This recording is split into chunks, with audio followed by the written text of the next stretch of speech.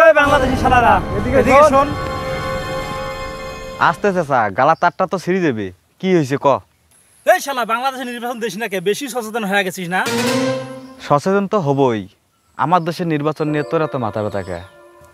দেশ আমার, নির্বাচন আমার, তোর এত মাথা ব্যথা কে? আসলে দাদা, নির্বাচনটা দিলে আমরা একটু চেটে মেটে খেতে পারি, এখানে সেখানে চাঁদাবাজি দখলদারি করে পুকুত করে ঢুকে খেতে পারি। সেজন্য দাদা নির্বাচনটা একটু আগে ভাগে দেওয়া দরকার, বুঝতে পারলেন না? তোরা চাইটে খাস আর বাইটে খাস।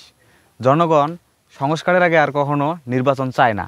সব কিছু পরিপাটি হবে, দেশ আগে সংস্কার করা হবে, সব বিধিনিষেধ কার্যকর করা হবে, তারপরে নির্বাচন। বুঝতে পারছিস? সে কি দাদা, সংস্কার হলে তো আমাদের কোনো চান্সই নেই, তো আগে ভাগে নির্বাচনটা একটু দেওয়া যায় না?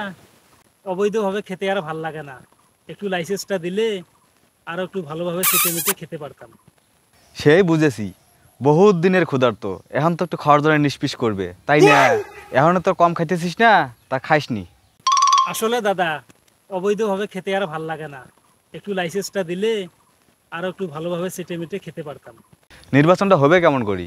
যতগুলো অনিয়ম আছে সবগুলো অনিয়মের মধ্যে তোরা পড়ে আছিস। এই জন্য দেশের মধ্যে সংস্কারের বদলে কুসংস্কার বেশি হইতেছে। তোরা সরকারকে সাহায্য কর, দেশের সবগুলো অনিয়ম, এই চাঁদাবাজি, দুর্নীতি, এগুলো সবগুলো দূর কর, সব কিছু পরিপাটি কর, দেখবি এমনিতেই নির্বাচন দিয়ে দিবে। সেই সময় যদি সরকার নির্বাচন না দেয়, সেই সময় আমরা তোদের সঙ্গে হ্যাঁ সেই সরকারের বিরুদ্ধে বিপ্লবী ঘোষণা করব। আসলে দাদা, দায়িত্ব তো দিয়ে দিয়েছেন, আর একটু এগিয়ে দিলে ভালো হইতো। তা না হলে আমরা নিজেরাই নির্বাচন দিয়ে সব কিছু মাখু মাখু করে ছিনিয়ে নেব। ঠিক বলছি না? আসলে দাদা পকাত করে ঢুকিয়ে নির্বাচনটা সবাই মিলেমিশি দিয়ে বেরিয়েছিলাম। কোষ কি তোরাই নির্বাচন দিবি? 24-এর গণ অভ্যুত্থানের রাজপথের রক্ত এখনো শুকাইলো না, আর তোরা চট করে ঢুকি নির্বাচন দিবি? সে কি দাদা, রক্ত শুকিয়ে লাগবে কে? রক্তের উপর দিয়ে আমরা নির্বাচন করে চলে আসবো। এ দাদা তুই চুপ থাক, আমি কই। এ দাদা, এই ঢেড়ার যদি জন্ম না হইতো, বাংলাদেশের 24-এর গণ অভ্যুত্থান হইতো না। শুধুমাত্র আমার জন্যে স্বাধীন বাংলাদেশ পাইছেন। দাদা, তোমার মনে হয় ভুল হইল নাকি? এ দাদা, কি ভুল হইল রে? এ দাদা, ওটা গরু অভ্যুত্থান না, ওটা গণ অভ্যুত্থান। এ দুই বলদ, এটা গরু অভ্যুত্থান না, এটা গণ অভ্যুত্থান।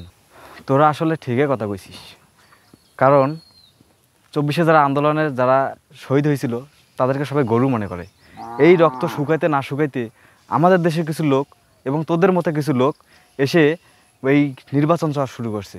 আরে এই একটা দেশ 17 বছর শোষিত হয়েছে, এই 17 বছরের ভাঙাচোরা একটা দেশ সংস্কার করতে তো একটু সময় লাগবেই। এই দেশ আগে সংস্কার হোক, সব কিছু পরিপাটি ঠিকঠাক হোক, তারপরে না নির্বাচন দেওয়ার কথা বলবো। এই দেশ এখনো সংস্কারও হলো না, আর এর মধ্যে তোরা লাইসেন্স করে খাওয়ার জন্যে নির্বাচন চাস, এটা তো ঠিক হলো না ভাই। আসলে দাদা, আপনি একদম ঠিক কথা বলছেন, তবে নির্বাচনটা একটু তাড়াতাড়ি দিলে ভালো হইতো। শুধু তোরা না, আমাদের দেশের কিছু চাড়াবাজ আছে যারা দলের দল বোঝে না। মনে কর যে খারাপ সময় দলের পাশে ছিল না, এখন এসে দলের পাশে দাঁড়াইছে, তেলবাজি করে খাওয়ার জন্য উডি পড়ি লাগছে।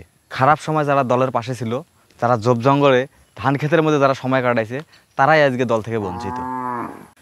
এই সুবিধাবাদী এই লোকগুলোর জন্য দলগুলোর বদনাম হয়, বুঝতে পারছিস? হয় দাদা, বুঝতে পারছি। আন্দোলনের সময় সবার সাহায্য নেবেন, আর পরে সবার পিছন বাড়ি ছাড়ি দিবেন। নির্বাচন দেওয়ার দরকার সেটা আমরা বুঝি, কিন্তু সেটা সঠিক সময় আসলে নির্বাচন সরকার দিয়ে দিবে।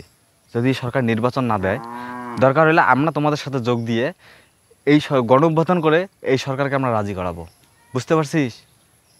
আসলে দাদা, আপনি কি সমন্বয়ক ছিলেন নাকি? হ্যাঁ ছিলাম, আমার একটা দলও আছে, নাম সুবিধাবাদী দল।